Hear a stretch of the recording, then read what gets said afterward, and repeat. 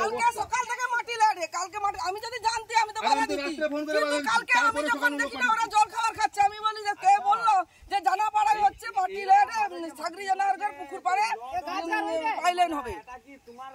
সবে পড়ে তুমি তো কন্ট্রাক্টর, তো তোমাকে আগে তোমাকে বলতে হবে তোমাকে কে কিসের জন্য তোমাকে ইন্ধন দেয়া, তুমি মাটি কাটছো বলো?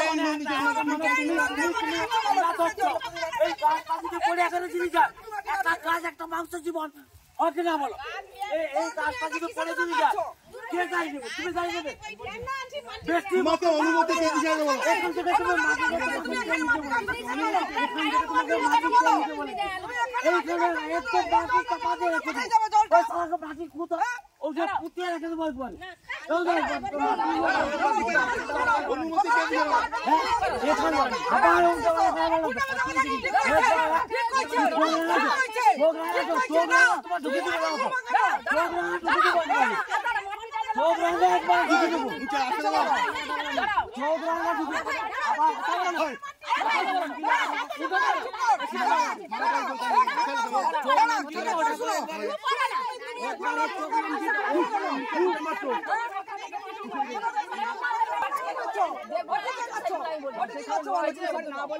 আবার না বল, তোমাকে তো না বলার কারণে তুমি তোমাকে নিয়েছো তার উত্তর দেওয়াকে। নিজেরা কালকে রাত্রে যখন আমি তোমাকে ফোন করলাম তুমি আমাকে কি বলছিলে যে ঠিক আছে আমি দেখে নেবো, তুমি আমার সঙ্গে চ্যালেঞ্জ ছুটছিলে কাল, তুমি আমার সঙ্গে কাল চ্যালেঞ্জ ছুটছিলে যে ঠিক আছে তুমি আমার সঙ্গে চ্যালেঞ্জ ছুটছিলে কাল।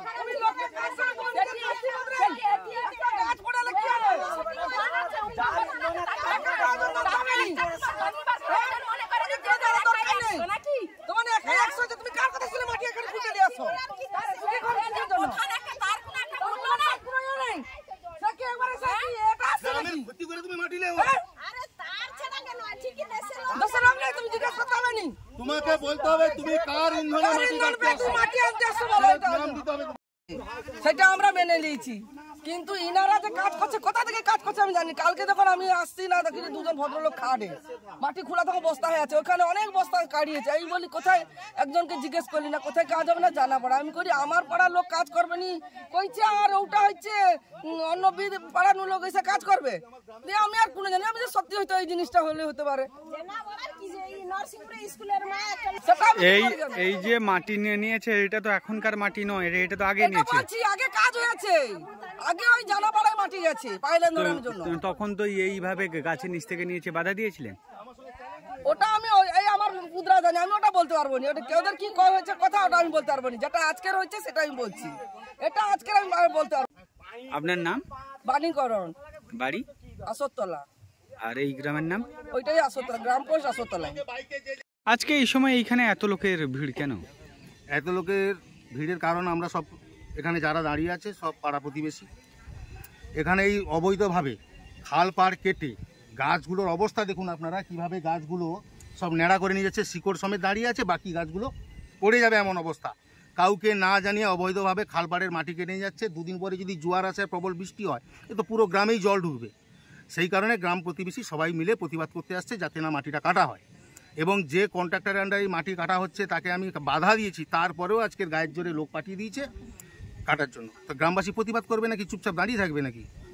এই যে মাটি কাটা গতকালকে যেমন হয়েছে তার অনেক আগেও তো হয়েছে, সেই সময় আপনারা বাধা দান করেছিলেন? তখন আমি মেম্বার ছিলাম না, আমি মেম্বার হওয়ার পরে যথারীতি বাধা দিয়ে আপাতত কিছুটা মেকআপ করেছি, তারপরে জানি যে খালপাড় খোলা হলে বাকিটা ভরাট করে নেব, কিন্তু বাধা দেওয়া সত্ত্বেও আমাকে না, আমি এখানে সুস্থভাবে রেখেছিলাম, কিন্তু আজকের না জানি এই কন্ট্রাক্টর বাইরের কন্ট্রাক্টর তার একবার প্রয়োজন মনে হলো না যে আমি এখানকার উপপ্রধান আছি বা সদস্য আছি আমাকে একবার জানানোর।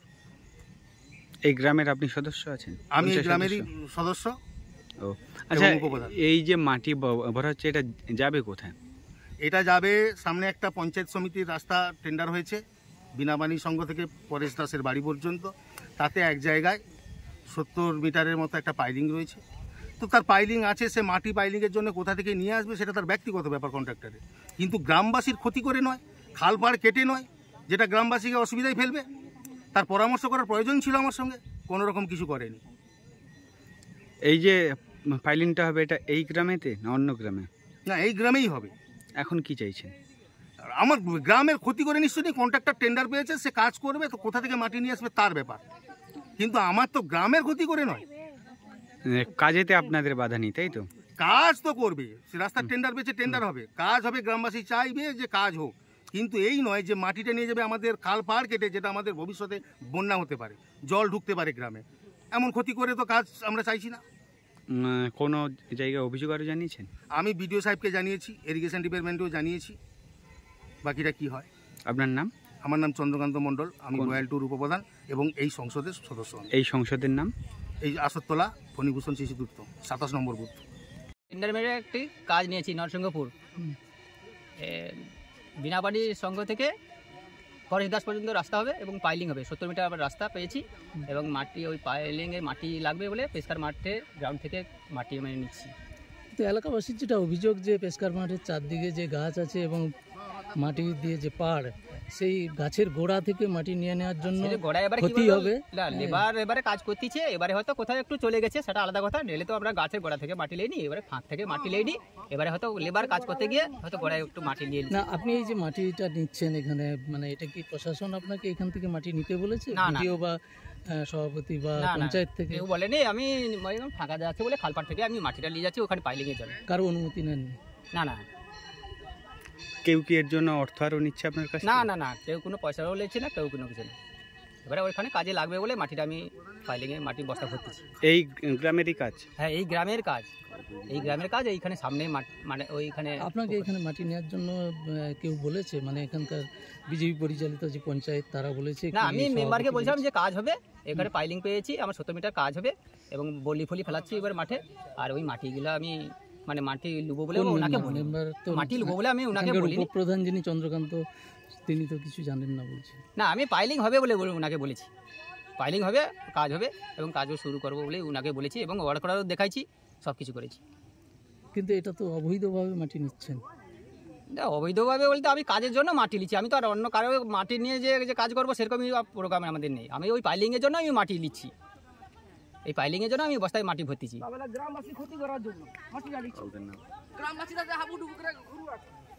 কি নাম আপনার? আমার নাম প্রভাস চন্দ্র পাল, পাল এন্টারপ্রাইজ। ঠিকাদার এই যে পেশকার ক্লাবের পাশ থেকে এই যে খালপাড় থেকে সমস্ত গাছের গোড়া থেকে মাটি নিয়ে নিচ্ছে, আপনার ইরিগেশন দপ্তরের মধ্যে পড়ে তো এটা নাকি? তাই আপনারা কি আপনাদের থেকে পারমিশন নিয়েছেন? না না, কোনো পারমিশন নেয়নি। তাহলে পারমিশন নেয়নি, আমরা জানতেও পারি না। হঠাৎ আমার ঊর্ধ্বতর কর্তৃপক্ষের কাছে খবর যায়, খবর পেয়ে আমি এসছি।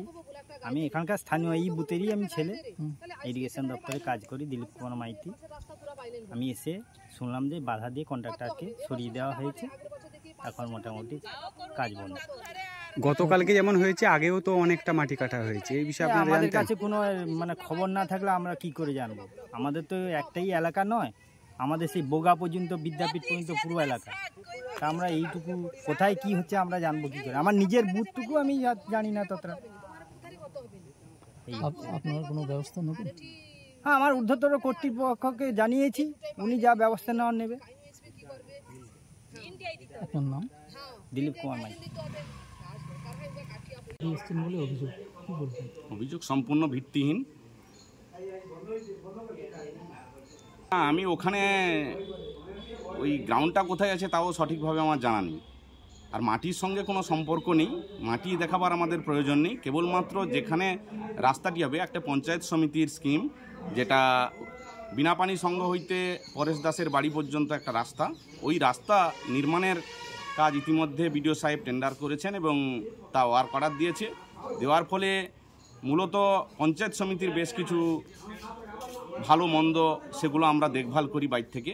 তার ফলে ওই রাস্তা এবং বয়াল 2 গ্রাম পঞ্চায়েত, যেহেতু আমার সংলগ্ন গ্রাম পঞ্চায়েত এবং আমিও বয়াল 2 গ্রাম পঞ্চায়েতটা প্রধান বা যারা যারা আছে তাদেরকে দেখভাল করা, পরিচালনা করা আমার নৈতিক দায়িত্ব ভারতীয় জনতা পার্টির পক্ষ থেকে।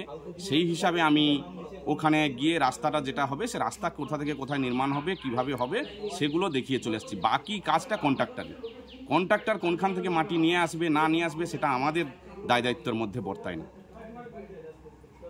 এই অভিযোগ সম্পূর্ণ ভিত্তিহীন অভিযোগ। আপনার নাম? আমি পবিত্র কর, তমলুক সাংগঠনিক জেলার ভাইস প্রেসিডেন্ট, ভারতীয় জনতা পার্টি।